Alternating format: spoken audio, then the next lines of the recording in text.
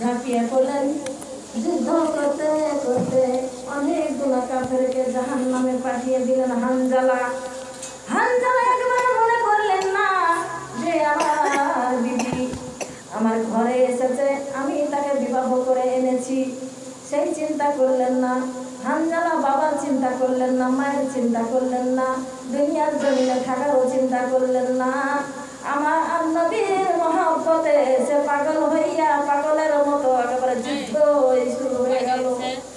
এমন ভাবে যুদ্ধ করে ওই যুদ্ধ তার তরবারির আঘাতে অনেকগুলা কাফেরকে দুনিয়া থেকে পাঠিয়ে দিলেন, জাহান্নামে পাঠিয়ে দিলেন। এবার হানজালা নিজেও শহীদ হয়ে গেলেন। বলেন ইন্না লিল্লাহি ওয়া ইন্না ইলাইহি রাজিউন। এবার হানজালার স্ত্রী শুনতে পেয়েছেন হানজালা শহীদ হয়ে গিয়েছেন উহুদের জমিনে। বলেন একবার সুবহানাল্লাহ। শহীদ হয়ে গিয়েছেন। হানজালার বিবি বলছে আমি শুনেছি জানাবি মুহাম্মদ রাসূলুল্লাহ সাল্লাল্লাহু তাআলা আলাইহি ওয়াসাল্লামের মুখে যে শহীদদেরকে গোসল করাই না, বিনা গোসলে তাদেরকে দাফন করে দেওয়া হয়। এই কথা মনে পড়ে গিয়েছে। এবার হানজালার স্ত্রী চলে আসছে ওই উহুদের জমিনে। এবার আমার নবী অসুস্থ থেকে হালকা সুস্থ হয়েছেন। তখন এবার বলছেন ওই মহিলা কি বলতে চাইলে সাহাবীরা তোমরা বলো, জিজ্ঞাসা করো। সাহাবীরা দৌড়ে যে জিজ্ঞাসা করলো মহিলা তুমি কেন যুদ্ধের ময়দানে এসেছো এখানে? বলছে আমার স্বামী কি দুনিয়ায় বেঁচে আছে না নাই? বলে তোমার স্বামী তো দুনিয়ার জমিনে নাই, শুনেছি যুদ্ধের ময়দানে এসেছে, ও তো শহীদ হয়ে গিয়েছে, কিন্তু লাশগুলো আমরা খোঁজাখুঁজি করছি, এখনো লাশ কাউরির পাওয়া গিয়েছে, কাউরির পাওয়া যায়নি, কাউরি পাওয়া গিয়েছে, কাউরি পাওয়া যায়নি, নপাত্তা হয়েছে। কোনটা পাথরে ঢাকা আছে, কোনটা বালুর তলে ঢাকা আছে, কোনটা জান ছাড়েনি, কোনটা জান ছেড়ে গেছে, কোনটা মানে তলপাছে, এরকমই আছে। তখন বলছে যদি আমার স্বামী যদি শহীদ হয়ে যায় এই উহুদের ময়দানে, আমার আর স্বামী তরবারি হাতে নিয়ে এসেছে যুদ্ধের ময়দানে, যদি আমার স্বামী যদি শহীদ হয়ে যায়, আমি একটা কথা বলার জন্য আসলাম। জানাবি মুহাম্মদ রাসূলুল্লাহ সাল্লাল্লাহু আলাইহি সাল্লামের মুখে শুনেছি যে শহীদদেরকে গোসল করানো হয় না, তাদেরকে সুন্দরভাবে রক্ত মাখা কাপড় দিয়ে তাদেরকে দাফন করা হয়।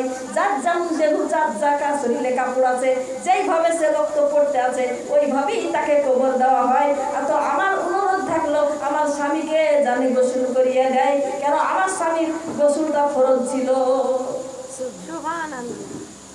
এই জন্য আমি বলতে এলাম। এই কথা বলে মহিলা চলে গেল। বলেন একবার সুবহানাল্লাহ। আমার নবী তখন বলছে হানজালার লাশটা তালাশ করো, সাহাবীরা হানজালার লাশটা তালাশ করো, হানজালাকে অবশ্যই গোসল করাতে হবে, এই নাপাকি শরীরে দাফন করা হবে না। এবার সারা ময়দান খুঁজে হানজালার লাশটা পাওয়া যায় না। আমার নবী চিন্তিত হয়ে গেল, হানজালার লাশটা কোথায় গেল, হানজালাকে কেন পাওয়া যায় না, সব লাশ পাওয়া গেল, হানজালাকে কেন পাওয়া যায় না? আমার নবী অস্থির হয়ে গেলেন। সঙ্গে সঙ্গে জিবরাইল এসে আমার নবীর সামনে দাঁড়িয়ে বলল ইয়া রাসূলুল্লাহ, ইয়া হাবিবুল্লাহ গো, ওই যে হানজালা আপনার কথা শুনে পাগলের মতো হয়ে ঝাঁপিয়ে এসে তরবারি দিয়ে যুদ্ধ করতে করতে নিজে শহীদ হয়ে আল্লাহর জান্নাতে চলে যাবে। এই কারণে এতটাই আল্লাহ খুশি হয়েছে আপনার জন্য, পাগল হওয়ার জন্য, আল্লাহ নিজেই তার গোসল করাবার জন্য ফেরেশতারা তারাতে ওই হানজালার লাশটা আসমানে তুলে নেওয়া হয়েছে। আসমানে তার ফেরেশতারা হাউজে কাউসারের পানি দিয়ে গোসল করাচ্ছে। কিছুক্ষণের মধ্যে হানজালা দুনিয়ার জমিনে চলে আসবে। সুবহানাল্লাহ, সুবহানাল্লাহ বলেন সুবহানাল্লাহ। হানজালার লাশটা আসমানে গোসল করানো হচ্ছে, আল্লাহ রহমতের ফেরেশতা গোসল করাচ্ছে হাউজের কাউসারের পানি দিয়ে। কেন? মানে কি?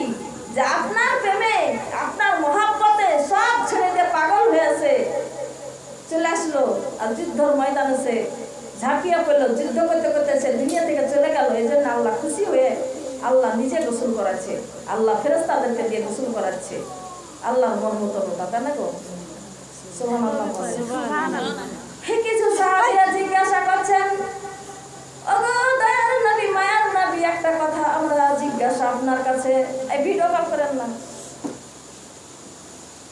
আপনার কাছে জিজ্ঞাসা, কি কেন কেন কেন কেন শহীদদেরকে আপনি কেন গোসল করান না রক্ত মাখা কাপড় দিয়ে, ওরকম করে আপনি কেন দাফন দিয়ে দেন? তখন আমার নবী বলছেন, ওগো সাহাবীরা, তোমরা জানো না